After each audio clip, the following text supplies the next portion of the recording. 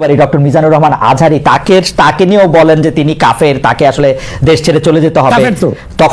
তখন আমরা একটু কনফিউজ হয়ে যাই। বাংলাদেশে একটা বক্তার নাম নিব, রাগ করবেন না, কারণ উনি নাম নিয়েই মিজানুর রহমান আজহারীর বিরুদ্ধে কাফের পর্যন্ত ফতোয়া দিয়েছে না। শেখ আব্দুর রাজ্জাক বিন ইউসুফকে কাফের ফতোয়া দিয়েছে। তিনি যদি গোটা বাংলাদেশের উলামা সমাজকে কাফের বলে দিতে পারে, তো তার নাম নিয়ে একটু দুটো কথা বললে রাগ করবেন নাকি আপনারা? কোন ব্যক্তি যদি কোনো ব্যক্তিকে বলে সে কাফির, আর যদি সে কাফির না হয় তাহলে সেই ব্যক্তির কি হবে? এখন এনায়েতুল্লাহ আব্বাসী মিজানুর রহমান আজহারীকে সরাসরি কাফির ফতোয়া দিল। এখন যদি মিজানুর রহমান আজহারী কাফির না হয় তাহলে এনায়েতুল্লাহ আব্বাসীর কি হবে? সর্বনাশ। এনায়েতুল্লাহ আব্বাসী কে এইবার রাহুল ব্রাদার কঠিন জবাব দিল কাফির ফতোয়া দেওয়ার কারণে। তার পাশাপাশি তাকে আরেকটি বিষয়েও ব্রাদার রাহুল কঠিন জবাব দিয়েছে, সেটি হলে যে ইমাম আবু হানিফার নামে তিনি মিথ্যাচার করেছে। ইমাম আজম আবু হানিফা রাহমাতুল্লাহ প্রতিদিন একবার কোরআন খতম করতেন। ইমাম আজম আবু হানিফা প্রতিদিন রাতে 500 রাকাত নামাজ পড়তেন। ইমাম আজম আবু হানিফার ব্যাপারে ইমামে হাসকাফি দুররে মুখতার লিখেছেন, ইন্নাহু রাআ রাব্বাহু মিআতা মাররাতিন ফিল মানাম। স্বপ্নে আবু হানিফা আমার আল্লাহকে 100 বার দেখেছেন।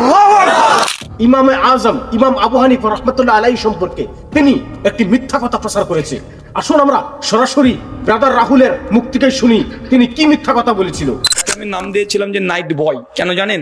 রাত্রিবেলাতে কালো চশমা পরে। আরে ভাই, সানগ্লাস পরতে দিনের বেলা, ও রাত্রিবেলাতে পরে। নাম কি বলেন তো? ওই দেখেন বলে দিয়েছে।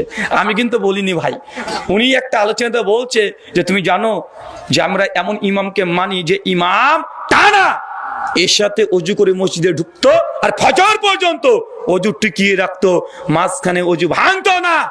এক অজুতে টানা ঈশা টু ফজরের নামাজ পড়েছে এমন ইমাম। টানা 50 বছর তিনি একদম সিয়াম রোজা পালন করেছে। তিনি জীবনে 100 বার হজ করেছে, 22,000 বার কোরআন মাজিদকে খতম দিয়েছে। আমি তখন ভাবলাম যে উনি বললেন যে 100 বার হজ করেছে। কি করেছে ভাইজান? 100 বার হজ করেছে। তো যার ব্যাপারে বলেছেন তিনি নাম হচ্ছে ইমাম আবু হানিফা রাহিমাহুল্লাহ। আহলে হাদিস তাকে সম্মান করে ভালোবাসে। ইমাম আবু হানিফার সঙ্গে যারা শত্রুতা করে আমরা তাদের সঙ্গে শত্রুতা ঘোষণা করি। যারা তাকে ভালোবাসে আমরা তাকে ভালোবাসি। ইমামে আজম আবু হানিফা রাহিমাহুল্লাহ, ইমাম শাফি রাহিমাহুল্লাহ, ইমাম মালিক, ইমাম আহমদ, একে ভালোবাসা মুমিনদের একটা ইমানি আলামত। কি আলামত? কথা বলে ইমানি আলামত। তার ব্যাপারে বাড়াবাড়ি করতে গিয়ে বলছে যে 100 বার সে হজ করেছে। অথচ ইমাম আবু হানিফা জন্মগ্রহণ করেছেন 80 হিজরি, মৃত্যুবরণ করেছে 150 হিজরি। বেঁচেছে কত বছর? 70 বছর। তো চাচা, হজ কি বছরে 2 বার হয়? হায়াত পেলে 70 বার, হজ করলে 100 বার। ব্যাপার তো মিলে না। ব্যাপার মিলছে? কথা বলেন। আবার বলছে এর সাথে অজু করে ঢুকেছে, ফজর পর্যন্ত নামাজ পড়েছে, অজু ভাঙে নাই। 1 দিন 2 দিন 10 দিন 1 বছর 10 বছর 20 বছর নয়, টানা 40 বছর। চারটাকে নিয়ে ব্যাপার 40 বছর এসব টু ফজর। আমার সাদা মনে সাদা প্রশ্ন, ভাই 40 বছর ধরে এই নিজ দিয়ে ফুসফাস কিছু হয়নি? আচ্ছা বুঝলাম আল্লাহর ওলিদের ব্যাপার, আমরা এমন জল ব্যবহার না করি, তার অনেক সম্মানিত ব্যাপার। সেই সময় তো হয়তো খাবারের মধ্যে এত ভেজাল ছিল না, এত ফরমালিন ছিল না, তাই ফুসফাস হতো না। কিন্তু প্রস্রাব পায়খানার তো দরকার আছে, দরকার আছে না নাই? আচ্ছা তাও বাদ দিলাম, পিসাবদের হয়তো লাগে না।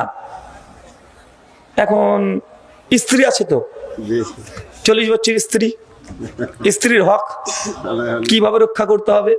40 বছর যদি এসা টু ফজর কোন সময় আর আছে? এখন বলতো হুজুর শুধু রাতে কি স্ত্রীর কাছে হক আদায় করতে হবে, দিন তো পড়ে আছে।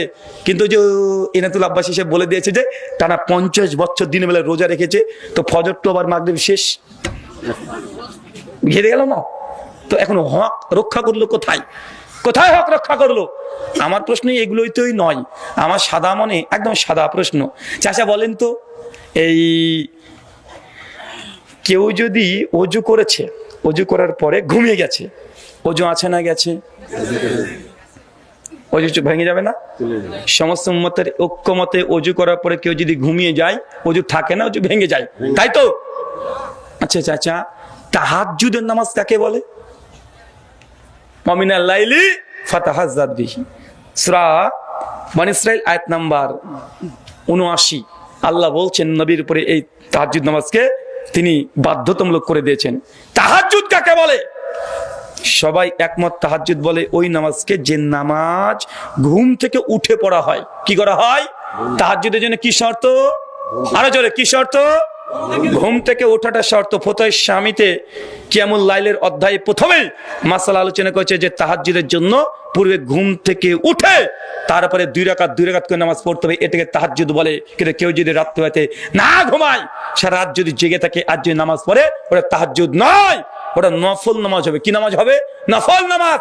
তার মানে আমরা শিখলাম তাহাজ্জুদের জন্য ঘুম থেকে ওঠা শর্ত। যদি আহলে ইসলাম এই শর্ত লাগায় না, তারা এই শর্ত লাগিয়েছে। এখন আমার এবার প্রশ্নটা আপনি শোনেন, একটু বুঝেন তো। আচ্ছা, তাহাজ্জুদের জন্য কি শর্ত বললাম? ঘুম শর্ত। ঘুমালে কি থাকে না? তাহলে ইমাম আবু হানিফা রাহিমাহুল্লাহ যদি রাত্রিবেলাতে যদি তাহাজ্জুদ পড়ে, তাকে ঘুমাতে হয়েছে কি হয় নাই? যদি ঘুমায় কি থাকবে না? তাহলে বলছে যে না 40 বছর নাকি একজিতে এই শর্ত ফজর করে ফেলেছে। তার মানে বোঝা যাচ্ছে যে বাস্তবতার সহিত বিরুদ্ধে কথা নাই। কথা বলেন, সনদের তাহকিক আমি করছি না। তারিখে বাগদাদের মধ্যে এই ঘটনা ইমাম খতিব বাগদাদি 463 হিজরিতে ইমাম আবু হানিফা রাহিমাহুল্লাহ জীবনীতে 13 নম্বর খণ্ডের 322 নম্বর পৃষ্ঠায় নিয়ে এসেছে। সনদ নিয়ে ডাইরেক্ট লাস্তালাও কোনো ভিত্তি নেই। কিন্তু তাহলে মতনের পরে যদি আমরা আলোচনা করতে যাই, এখানে ডাইরেক্ট বোঝা যাচ্ছে ইমাম আবু হানিফা রাহিমাহুল্লাহ তিনি তাহাজ্জুদ পড়তেন কি পড়তেন না? পড়তেন। যদি পড়তেন তাহলে তো রজু ভেঙেছে। কেন? ঘুমিয়ে গেলে তো রজু ভেঙে যায়। আর যদি না না না না না না না না না অজু টিকে অজু ছিল না, অজু ছিল সেটা ফজর, তাহলে বলতে হবে তাহাজ্জুদ পড়েনি, নফল নামাজ পড়েছে। কথা বুঝতে পারলেন না মনে হয়? কোনটা টিকাবেন? যদি তাহাজ্জুদ টিকাতে যান অজু ভেঙে গেছে, আর অজু টিকাতে যান তাহাজ্জুদ ভেঙে গেছে। এখন যেটা ইচ্ছে সেটা করেন। আমি বলি যে ঘটনাটা ডাইরেক্ট ইমাম আবু হানিফার নামে মিথ্যা রচনা করা হয়েছে। কথা বুঝতে পারলেন আপনি? কারণ তিনি জানেন, তিনি এই হাদিসটা বুখারী জানেন না। আল্লাহ বলছেন যে সারা রাত তাহাজ্জুদের নামাজ পড়ে ফালাইসা মিন্না, তারা আমাদের দলভুক্ত না। সেই বুখারী হাদিস ইমাম আবু হানিফা তিনি জানতেন, ডাইরেক্ট তিনি জানতেন তিনি হাদিসের বিরুদ্ধে কোনো আমল করতে পারেন না। তার নামে মিথ্যা কথা এগুলো রচনা করা হয়েছে। ব্রাদার রাহুলের বক্তব্যগুলো আপনারা তো শুনলেনই। আসলে এনায়েতুল্লাহ আব্বাসী এতই বড় একজন মিথ্যু যে তিনি জেনে শুনে এরকম মিথ্যা কথা প্রচার করে। আসলে এই মানুষটাকে আল্লাহ হেদায়েত দান করুক, নয়তো এই মানুষটা স্পষ্ট গুমরা, এটা আর বলতে হবে না। এনায়েতুল্লাহ আব্বাসী একজন গুমরা। আসলে তিনি ইমাম আবু হানিফাকেও ছাড় দেননি। ইমাম আবু হানিফার নামে এত বড় মিথ্যা কথা ওনা বলতে অল্প কি মন কাঁপলো না? অল্প তার অন্তর কাঁপলো না? আল্লাহকে ভয় করলো না? এত বড় একজন আলেম সম্পর্কে এরকম মিথ্যা কথা বলা। রাহুল ব্রাদার কি সুন্দর করে যুক্তি পেশ করলো, যেটা স্পষ্ট মিথ্যা প্রমাণিত হয়। ইমাম আবু হানিফা ইরাকের একজন মানুষ ছিল, আর সেখানকার ইরাকের বাগদাদের বড় বড় লেখক রাইটাররা ইমাম আবু হানিফার জীবনী লিখে গিয়েছে। ওইসব জীবনীর মধ্যে এরকম নেই। যেগুলো জীবনী সবচেয়ে বেশি প্রাধান্য পেয়েছিল, সেই সব জীবনীর মধ্যে ইমাম আবু হানিফার জীবনীর মধ্যে এরকম কিতাবের মধ্যে এরকম লেখা নেই। আপনাদেরকে একটা কথা বলি, রাসূল সাল্লাল্লাহু আলাইহি সাল্লামের সবচেয়ে প্রিয় সাহাবা, আমি কিছু সাহাবাদের নাম নেই, যেমন আবু বকর রাদিয়াল্লাহু তাআলা আনহু, উমর রাদিয়াল্লাহু তাআলা আনহু, উসমান রাদিয়াল্লাহু তাআলা আনহু, আলী রাদিয়াল্লাহু তাআলা আনহু, তারা তাদের জীবনের থেকে তারা কখনো আল্লাহকে স্বচক্ষে দেখেনি। এমনকি রাসূল সাল্লাল্লাহু আলাইহি সাল্লামও আল্লাহকে নিজের চরম চোখ দিয়ে দেখেনি। কিন্তু ইমাম আবু হানিফা 100 বার দেখে ফেলেছে। এটা কি করে সম্ভব? আসলে এরকম মিথ্যা কথা বলতে এনায়েতুল্লাহ আব্বাসী অল্প মন কাঁপে না? তিনি আসলে ইমানের দাবিতে সত্যবাদী না, সেই জন্য তিনি এরকম মিথ্যা কথা ও ধর্ম ব্যবসা চালিয়ে যাচ্ছে। এনায়েতুল্লাহ আব্বাসী ইমাম আবু হানিফা রাহমাতুল্লাহি আলাইহি এত বড় মিথ্যা কথা বলার কারণে তাকে সরাসরি রাহুল ব্রাদার জবাব দিয়েছে। কেননা আমরা ইমাম আবু হানিফাকে এতই ভালোবাসি যে ইমাম আবু হানিফার শত্রু আমাদের শত্রু, আর আমরা ইমাম আবু হানিফাকে আমাদের মাথার তাজ মনে করি। সেই জন্য ইমাম আবু হানিফা রাহমাতুল্লাহ আলাইহির নামে কোনো ব্যক্তি যদি উল্টো পাল্টো কথা বলে, আমরা তাকে জবাব দিতে ভুলবো না। তাকে আমরা যেভাবে হোক জবাব দিব। আশা করি আপনারা সমস্ত বিষয়গুলো বুঝতে পেরেছেন। আরেক ভিডিওতে আবার দেখা হবে ইনশাআল্লাহ। আসসালামু আলাইকুম ওয়া রাহমাতুল্লাহি ওয়া বারাকাতুহু।